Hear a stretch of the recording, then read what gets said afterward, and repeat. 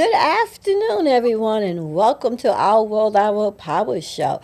It's not Saturday, but it's Monday, and I want to say happy holidays to everybody. I know you all are used to seeing me and Glenn on a Saturday, but we're doing this special for today.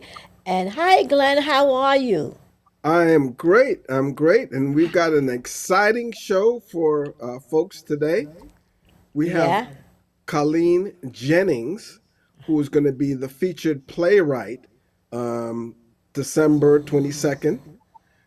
And we, of course, have Courtney French from JCal, the artistic director, who is also going to be coming on the show to talk a little bit about JCal. And but again, we're featuring Colleen Jennings. Yeah, welcome to the show. Thank you. Yeah, Thank you. welcome both of Welcome, you. welcome both of you. Welcome. Yeah. So So, Courtney, set us up a little bit. Tell us, for those maybe our first time listeners don't know about Meet the Playwright. Tell us a little bit about the context and what you're looking to do from a JCal perspective. Well, the Jamaica Center for Arts and Learning, affectionately JCAL, we're a multidisciplinary institution, yeah, and we, of course, read art, dance, visual arts, music. Well, we did realize that we didn't have anything that was specific to theater or literature. So, an idea that we came up with about 2 years ago was to create a series, Meet the Playwright, that invites artists, playwrights, to present their work, whether it's a one act or two act, whatever the case might be, an excerpt from a play that they're working on or a play that they've completed. And then we would then put that in front of an audience and use that as a measure to see whether or not we would produce a full length version of that play. It's almost like a pitch. So you pitch an idea. Here's a play idea. Here is something I would like to see on stage. And then we then deliberate and find the funds to present that work the following year. So, example, the next work is coming up December 22nd. And of course, we're going to be talking a little bit about that. But that's where Meet the Playwright came from, to create a forum where writers can pitch ideas. And that's what it really is. oh, And let me add also that you were looking for specific playwrights of color that hadn't presented their work elsewhere. And so I know that our guest today, Colleen Jennings, has prepared some of her work, but the work that she's prepared for JCal is first time seen. So without any further ado, Colleen, it's so great to have you. I'm excited about the conversation. Queen's Girl in the World. So tell us a little bit about this play.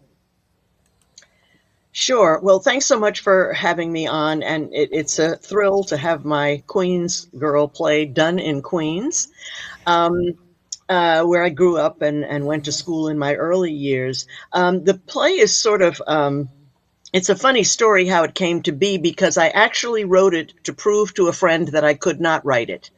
He had been bugging me, you should write autobiography. You've lived an interesting life, and you should. And I kept saying, no one will care, really. What's the big deal here? And I happened to get a grant to go away for a couple of days to do some writing. And I said, you know what? I'm going to prove to him that I can't write this. I don't write autobiography. I don't write narrative. I started writing, and so much dialogue began to pop up. I said, this probably could be on stage. And I got excited about it and involved in it. And over the next 15 years or so, I developed the piece. Sometimes I acted in it myself. Sometimes I directed it, but mainly in workshop. So I tell people, that story that you say, oh, one day I'm going to write that story about Uncle James, or one day I'm going to tell, Aunt Cecilia's story. Do it now. Do it now. As I say, someone is waiting to hear you. okay. I like that. Now, how long have you been writing, and what inspired you to write? Well, I've been writing, since I was a kid. In the 60s, everybody wrote poetry. So I've been writing. Luckily, public schools in Queens were fantastic. And my teachers in public school encouraged us to write and gave us writing assignments. And I kind of fell in love with the act of writing as early as then. And then, of course, in the 60s, everybody was writing and reading, Sonia Sanchez and some of these Leroy Jones and fabulous protest poets. And so I developed a love of writing, which probably the most exciting thing in my life has been cultivating that love of writing in others. I taught many, many years, and I still do workshops online. I really believe that everybody needs to tell their story. Yeah, they sure do. I agree with you 100%.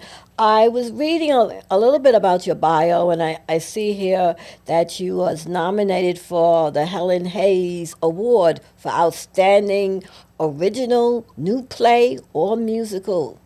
Tell me a little bit about that. Well, DC is a fabulous theater community, very vibrant, a very close knit community of artists of color. And the Helen Hayes Awards was set up I think it was back in the 80s, actually, to sort of recognize the talent in DC and to build the community. So it was an honor to be nominated. And actually, I won back a couple of years ago because I was part of a Playwrights collective, and we won for Outstanding Emerging Theater Artists. So at 72, it's a little strange to be called emerging. I'm just glad I'm not retreating, but I'm a little long in the tooth to be emerging. But I was very grateful to be acknowledged because there's a real community spirit, and it's nice to be acknowledged by your peers. Yeah, it sure is. Now, I was also reading about something about Marian Anderson, and that's a long time stage person. Can you please tell me a little bit of how did she inspire you? Well, it's very funny. I grew up listening to my mother and my grandmother talk about Marian Anderson, and Yes. of course, there's that iconic picture of her in her pillbox hat and fur coat singing on the steps of the Lincoln Memorial. So I came to know her in that sense, and then in 2018, I was on sabbatical, and I was recommended by a former student who said, I know some folks who are looking to write a musical and they're looking for an African American playwright. Can I recommend you? And I said, sure. I have never written a book to a musical. I've written plays, but I didn't really know what was involved in writing a book to a musical. It has been the adventure of a lifetime. So that's the other thing I would say to folks. If you're presented with an adventure and you think, should I or shouldn't I? Life's short. Take the adventure. So I've been on this adventure for 4 years. We're on draft 20. It's not easy, but she lived a fascinating life. She was a black contralto who traveled all over the world, singing opera, singing spirituals. And this particular concert, we take her life from her early years right up to the concert. This concert was in reaction to the fact that the Daughters of the American Revolution would not allow her to sing at Constitution Hall because they did not allow artists of color to sing there. So Eleanor Roosevelt got involved, her manager got involved, and they organized a concert for her on the steps of the Lincoln Memorial, an integrated audience, first time. And she sang in the open air, and it was a tremendously brave thing to do because people didn't know what was going to happen. But she also went on to sing all over the world. She did work for the UN. She was a fabulous woman. And if your listeners don't know her, well worth looking up and investigating. Marian Anderson. Yes, she is. My mother used to talk about her all the time. Yeah. And I used to hear her music, as a matter of fact. So when I Yeah. was reading your bio and it said about Marian Anderson, I says, oh my goodness, she's a very famous lady. And I wanted to find out what you knew about her and how everything came together for you. Yes. Yes. It's been a challenge because with such greatness, she was tremendously shy. She didn't talk about herself. We've interviewed some of her relatives, and they said she never talked about her work. When she came home, her favorite thing was to get into her house robe and eat chicken and gossip. Oh, wow.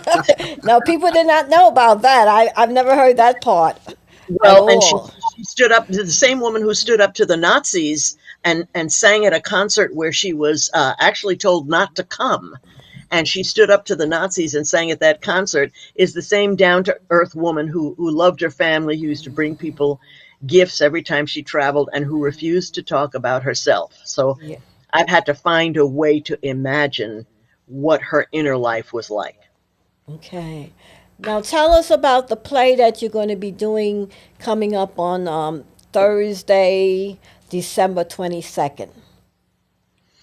Well, this is the first of the Queen's Girl plays. It's a trilogy of 3 plays. Again, I wrote the first one to show I couldn't, and then people kept telling me, "Well, why don't you, what happens next?" And each play was sort of an accident. I've crafted this excerpt specifically for JCal, and it pulls out some of the. I say it's semi-autobiographical because. Uh, Everything that happens to the heroine in the story happened to me, but the names have been changed to protect the guilty.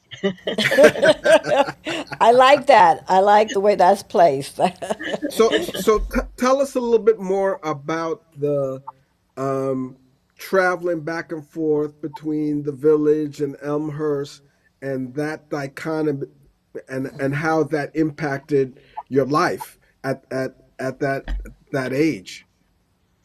Sure. Well, I like to tell young folks back in those days, we didn't have the term code switching, which is such a great term, and it explains exactly what I was doing. I just thought I was crazy.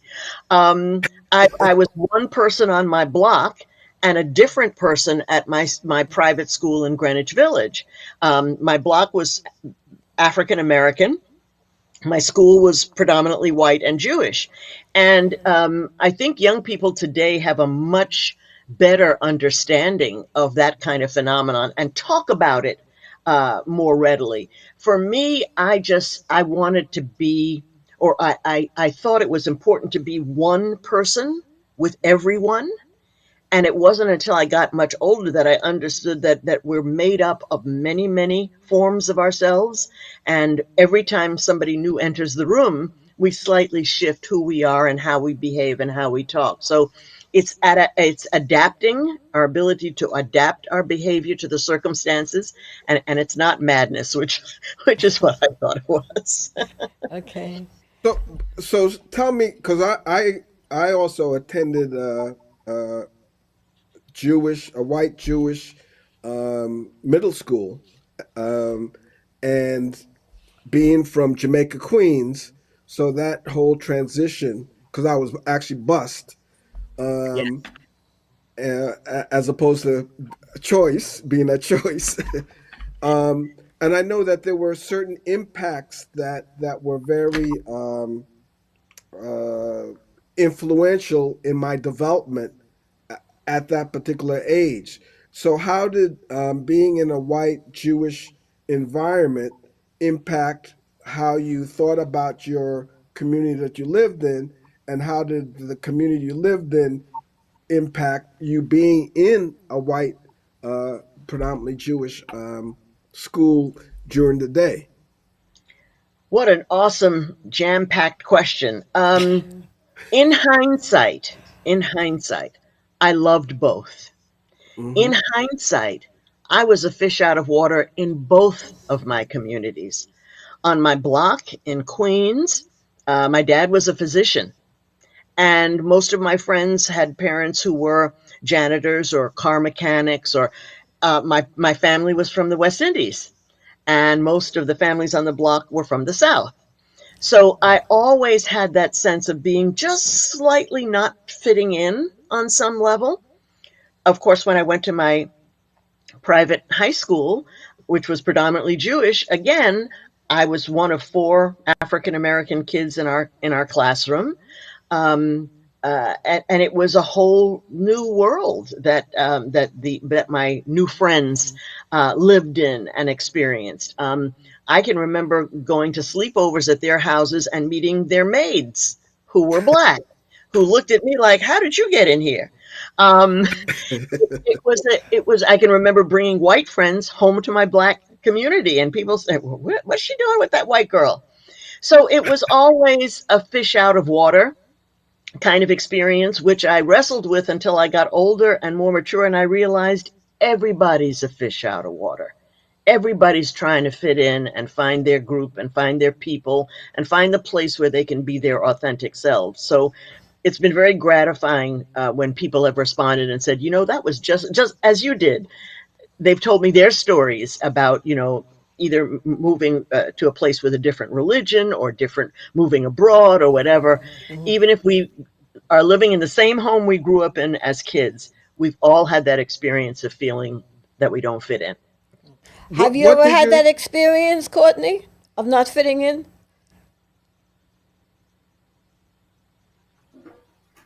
Every Courtney, day. every day. every day? Yeah, Why the did you say reality is, that? Why did you the say that? reality is that there's something where you feel as if, well, what am I doing here? What's going on? Sure, So I totally get it. I mean, as an immigrant, I just that alone, you Yeah. you you get off the plane and someone picks you up and you find yourself living in Trenton, New Jersey, and you say to yourself, "How did I get here? Why am I here?" So, it's yeah, I totally get that, and I can definitely I can definitely relate. Yeah. Now, Colleen, go I, ahead, I got Glenn. a follow up question to Colleen. Um, Going through these phases, who did you rely on? Was it your immediate family? What was it? Best friend. Who were you able to kind of talk to navigate this? Until you got older and you could see the living. Being a fish out of water was not an uncommon thing. How did you deal with that emotionally and uh, growing up? In the moment, I told no one because again, I thought there was something wrong with me. So I told no one. Of course, when I got to college, and again, a predominantly white institution, there were a group of us, black folks that hung out together and so forth, and would get together and have little parties and danced and so forth. But we never overtly talked about the fact that it felt strange to be in a predominantly white institution and that we didn't have a term for microaggressions. So there was a lot that happened to me that I didn't understand. And unfortunately, a lot of times I thought it was my fault. I thought I was doing something wrong. And it hasn't been until later, it hasn't been until all the fabulous research that's been done and scholarship that's been done by Black scholars that have helped me understand that time period, what I was going through. And there are a lot of young people who are still on a certain level going through those things. So I would say if you have the opportunity to talk about it with friends and with family and so forth, you should do that. I didn't know I had that option. Okay. It's interesting because your play actually is allowing that conversation to be brought up and to be looked at and to Yeah. be discussed. So Yeah. I'm really looking forward to the play because there's so many elements of it that are useful to our young people in this day and age as they navigate through society. And of course, the lines aren't as stringent as they were back then, but there's still lines to deal Yeah. Yeah. with. That's very true. That's very true. I also want to ask you one question. What would you tell to your younger self? What would you say to your younger self today? Oh, sweetie, you're not crazy. Well, and add to that, I was a writer from the time I was 13, so I was kind of, um, artsy fartsy, if you want to call it, a little, a little daydreamy. And then I went into theater. My mom was a librarian and my dad was a physician. They thought I was out of my mind. I remember my father saying to you, and just how do you intend to make a living? So I would say to that younger self, you're not crazy, you're an artist.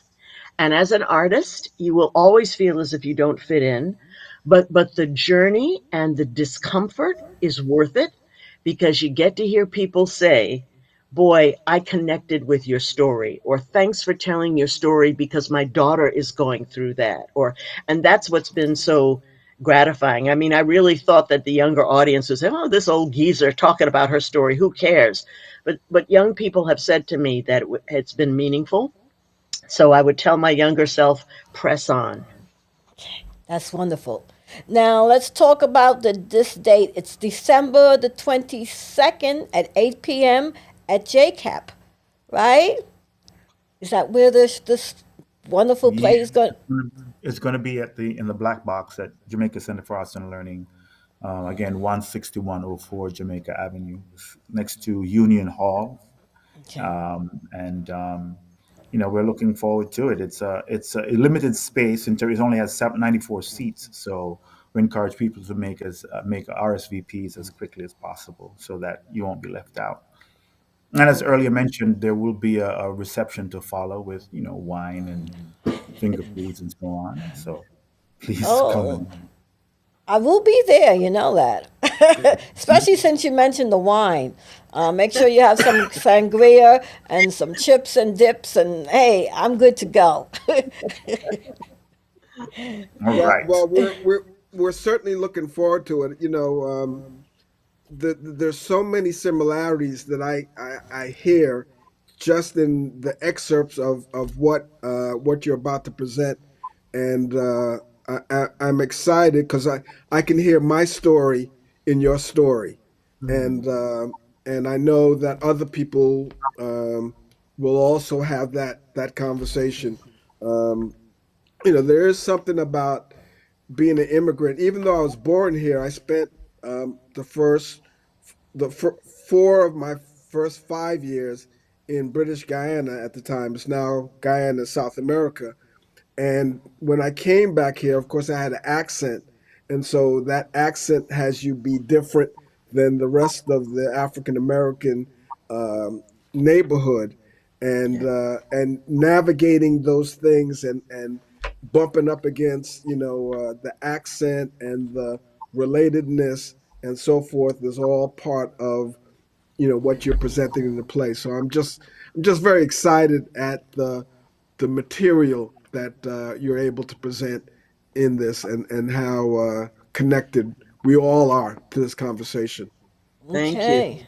Well, I I am. want to give a quick shout out to the fabulous director and to the actor. The other thing I should make sure that you know is one actor plays all these different characters. It's a one person show, so you'll see this fabulous actress play multiple characters, and Brenda, the director, has done a wonderful job. So I think you'll enjoy that too.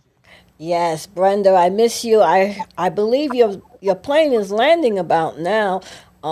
But I miss you not sitting next to me here at the studio. But we'll catch up with you later on in the month, Brenda.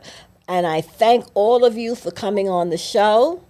And I look forward to to seeing what this play is all about. One thing I want to mention is, Glenn, what's going on here in Jamaica, Queens? Anything you want to report on for the Just want to community? let folks know that we are having homeless shelter outreach. So we're collecting hats and gloves and scarves for the homeless shelter on the Van Wyck, and we're going to, be providing them with some things. So anybody seeking to reach out, you can get a hold of me on 929-330-4281 and coordinate whatever delivery that we can to support the homeless shelter in this time of need.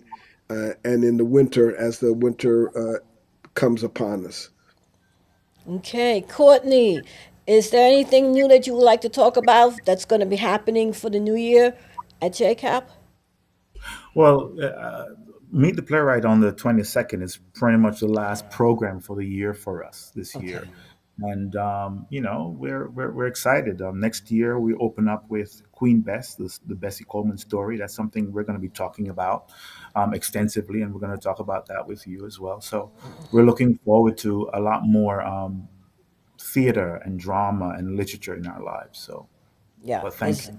it's very important for the community to get involved and come out and see these programs because it's very enlightening. I love stories, you know.